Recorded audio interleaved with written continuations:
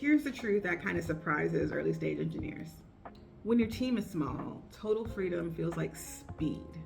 No rules, no process, just code.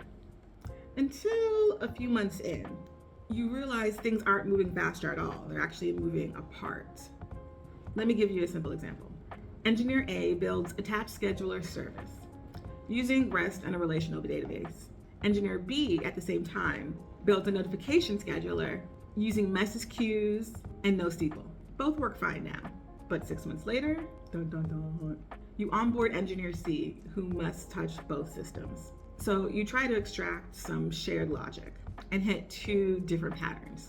Code reviews slow down because no one's sure which path is correct. The problem wasn't Engineer A or Engineer B. The problem was no guardrails, pure autonomy.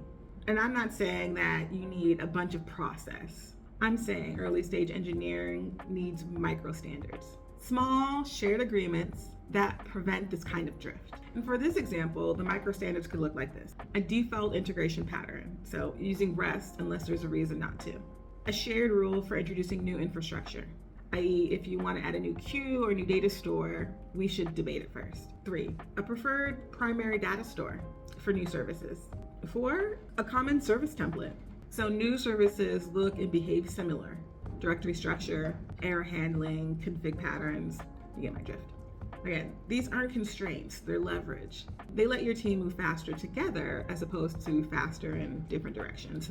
So if you feel like you're sprinting but still somehow slipping behind, don't add more autonomy. Add better guardrails. One quick win today? Pick one domain where you have 2 different types of services doing the same thing in different ways. And then ask the team, which pattern do we want to standardize on before moving forward? Write it down, make it the default, and congratulations, you just prevented 6 months of drift.